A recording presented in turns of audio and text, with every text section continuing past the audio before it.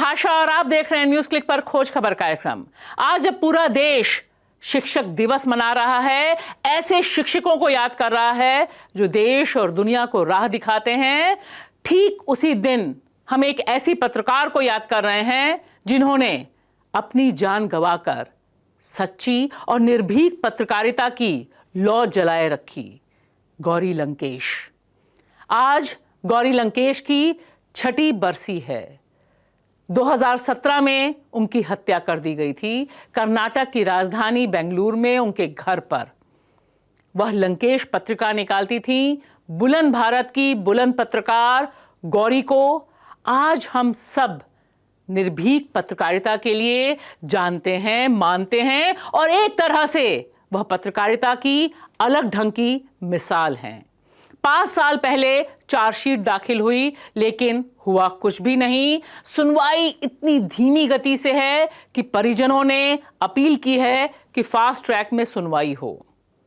और खास बात दोस्तों, इस हत्या में सनातन संस्था पर संदेह आरोप है। उससे जुड़ा शख्स मोहन नायक गिरफ्तार हुआ। यह संस्था हिंसा और नफरत की राजनीति को भड़काने के लिए कुख्यात है।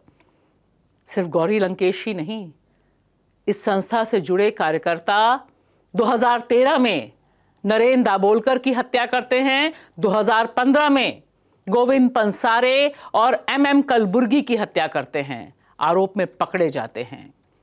और गौरी लंकेश की तरह ही दाभोलकर, पंसारे, कलबुर्गी सब के सब इस देश में जो अवैज्ञानिक सोच है, जो अंधविश्वास है, जो धर्मांधता का पूरा दौर चल रहा है, उसके खिलाफ बुलंद आवाज थे, तर्क और वैज्ञानिक सोच के हिमायती थे। और आप देखिए, ये चारों लोग लंबे समय से सनातन संस्था के निशाने पर थे।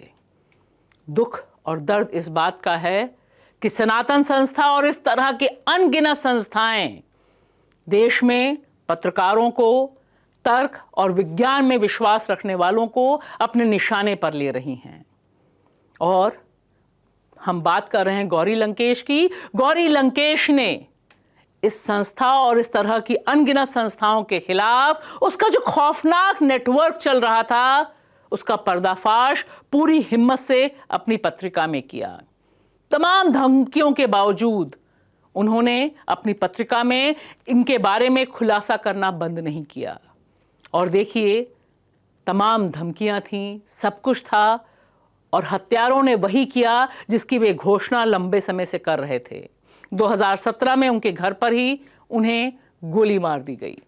दोस्तों, आज जब मैं आपके साथ गौरी लंकेश की जो विरासत है उसके बारे में बात कर रही हूं, तो आसपास जो दिखाई दे रहा है वह भी कम डरावना नहीं है, कम परेशान करने वाला नहीं है। गौरी लंकेश की हत्या करने वाली जो सोच है, आज वो किस तरह से हमारे चारों तरफ फैल गई है, इसकी ताजा मिसाल है एडिटर्स गिल्ड पर हमला। एडिटर्स गिल्ड एक अपनी फैक्ट फाइंडिंग टीम भेजता है। सुलगते जलते झुलसते मणिपुर पर किस तरह की रिपोर्टिंग हो रही है, क्या वह रिपोर्टिंग सही है? क्योंकि एडिटर्स गिल्ड के पास अनगिनत कंप्लेंट्स पहुंचती हैं कि सही ढंग से इस इंसिडेंट की, ये जो हिंसा का पूरा चल रहा है सिलसिला, उस पर रिपोर्ट नहीं हो रही। एडिटर्स गिल्ड की 3 सदस्यीय टीम मणिपुर पहुंचती है 7 से 10 अगस्त तक, जांच करने के लिए कि 3 मई से जो हिंसा चल रही है उसके बारे में, जो एथनिक क्लिंजिंग चल रही है, एथनिक वायलेंस चल रही है, इसमें मीडिया किस तरह से रिपोर्ट कर रहा है। इस टीम में 3 पत्रकार, सीमा गुहा, भारत भूषण, संजय कपूर। और देखिए किस तरह से इस पर निशाना साधा जाता है। इन तीनों के साथ साथ एडिटर गिल्ड की जो अध्यक्ष हैं सीमा मुस्तफा, उनके खिलाफ गंभीर मामलों में FIR दर्ज की जाती है, जिसका डिटेल आपको स्क्रीन पर दिखाई दे रहा है। और पत्रकारों के खिलाफ मोर्चा कौन खोलता है? सबसे ज्यादा उग्र रूप में सामने आते हैं मणिपुर के मुख्यमंत्री वीरेंद्र सिंह। वही वीरेंद्र सिंह जिसके नेतृत्व में मणिपुर की जनता को रत्ती भर भरोसा नहीं रह गया, जो लंबे समय से इसलिए आलोचना के निशाने पर हैं क्योंकि उन्होंने इस आग को बुझाने के लिए, ये हिंसा के दौर को बुझाने के लिए जो कदम उठाया जाना चाहिए था वह कदम नहीं उठाया। और देखिए वीरेंद्र सिंह क्या कहते हैं। वे कहते हैं कि एडिटर्स गिल्ड की जो रिपोर्ट है वो पूरी तरह से एक तरफा है, जबकि एडिटर्स गिल्ड जो उसकी रिपोर्ट है जो उसने दिल्ली में आने के बाद जारी की, वह यह बताने की कोशिश करती है कि किस तरह से मीडिया पर, पत्रकारों पर भीषण दबाव है, वहां निष्पक्ष रिपोर्टिंग नहीं हो पा रही। हम सब जानते हैं कि मणिपुर में मई से लेकर अभी तक मैतेई और कुकी समाज के बीच हिंसक संघर्ष छिड़ा हुआ है। तकरीबन सिविल वॉर जैसी जगह है वहां पर, और जो सिविल वॉर चल रही है, सिविल वॉर जैसा हिंसक दौर जो चल रहा है, इसके बारे में जो रिपोर्टिंग है, जिसके बारे में एडिटर्स गिल्ड को कंप्लेन मिलती है, शिकायत मिलती है, वहां पर सामने यही तथ्य आता है कि मणिपुर के जो मैतेई पत्रकार हैं वो किस तरह से अपनी रिपोर्ट में निशाने पर लेते हैं सुरक्षा फोर्सेस को, सिक्योरिटी फोर्सेस को, और खास तौर से असम राइफल के खिलाफ एक रुख अख्तियार करते हैं। और दोस्तों, ऐसा नहीं कि यह पहली बार हुआ है, इससे पहले भी जितने लोग वहां गए सबने वहां बताया कि भीषण तौर पर पोलराइजेशन है, दोनों धुर अलग अलग खड़े हुए हैं। और आप देखिए कि यहां पर जब मीडिया इस तथ्य को एक रिपोर्ट के तौर पर सामने लाता है तो सीधे सीधे मीडिया पर ही हमला होता है। और यहां मीडिया पर हमला करने वाला कोई फ्रिंज एलिमेंट नहीं है, कोई सनातन संस्था जैसी संस्था नहीं है। यहां पर इसकी कमान खुद संभाली है मुख्यमंत्री ने। देश की तमाम संस्थाएं जो मीडिया से जुड़ी हुई हैं, चाहे वो प्रेस क्लब ऑफ इंडिया हो, चाहे वुमेन प्रेस क्लब हो, या फिर डीयूजे और अनगिनत संस्थाएं, इन सब ने गंभीर चिंता जताई है कि जिस तरह से मीडिया की रिपोर्ट पर फैक्ट फाइंडिंग एडिटर्स गिल्ड ने की है, उसके खिलाफ जिस तरह का कैंपेन चलाया जा रहा है, जिस तरह से डराने की और धमकाने की कोशिश हो रही है, दरअसल यह पूरे मीडिया को काबू में, कंट्रोल में रखने की बड़ी साजिश का हिस्सा है। और जिस तरह से इसमें सीमा मुस्तफा सहित इन तीनों पत्रकारों को निशाने पर लिया है, एफआईआर किया है, वहां पर यह बताना बहुत जरूरी है कि इससे पहले जब ऑल वुमेन डेलीगेशन वहां गया था एनी राजा के नेतृत्व में, तब भी इसी तरह से उस डेलीगेशन पर भी एफआईआर हुआ था। देखिए कितनी अजीब बात है कि मणिपुर में जो लोग हिंसा फैला रहे हैं, या यूं कहिए कि वह सरकार जो हिंसा को कंट्रोल नहीं कर पा रही है, उसके खिलाफ कहीं से कोई कार्रवाई नहीं होती है, उसके खिलाफ कोई ऐसा कदम नहीं उठाया जाता कि हिंसा रुके। लेकिन जो लोग इस पर रिपोर्टिंग कर रहे हैं उनके ऊपर निशाना साधा जाता है, एफआईआर की जाती है। जब हम गौरी लंकेश की बात कर रहे हैं, जब हम मणिपुर की बात कर रहे हैं, तब मामला सिर्फ गौरी लंकेश या मणिपुर तक ही सीमित नहीं है।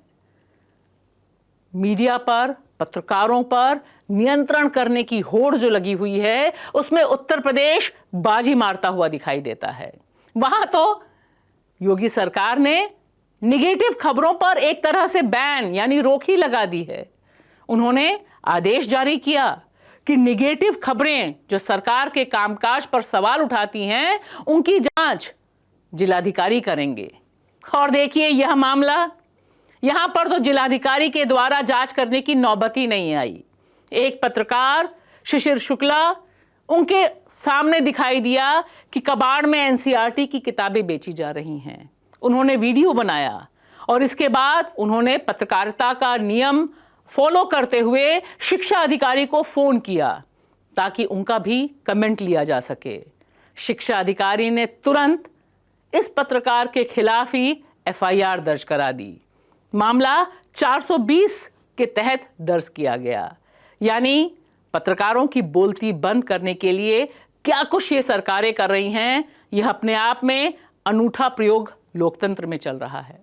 देश की राजधानी दिल्ली में भी जिस तरह से पत्रकारों पर निशाना साधा जा रहा है, एक खौफ का माहौल बनाया जा रहा है, उसमें जिक्र करना जरूरी है स्वतंत्र पत्रकार पल पल न्यूज चलाने वाली 33 वर्षीय खुशबू अख्तर के बारे में। खुशबू अख्तर ने हमें बताया कि किस तरह से उनका घर जला दिया गया। कुरान और रामायण जो अलमारी में रखी थी उसे निकालकर बाहर जलाया गया। उनका घर सुल्तानपुरी में है। पिछले कुछ समय से वह नोएडा में रह रही थीं। घर सुल्तानपुरी में है और यह बात तमाम लोग जानते हैं। और हम यह भी बताना चाहते हैं कि खुशबू अख्तर लंबे समय से इस तरह की ताकतों के निशाने पर हैं। उन्होंने हमें बताया कि लगातार उन्हें धमकियां मिल रही थीं, लगातार उनको जलाने, उनके ऊपर हमला करने, और आप सोच ही सकते हैं किस तरह की गाली गलौज की भाषा में उन्हें मैसेज दिए जा रहे थे।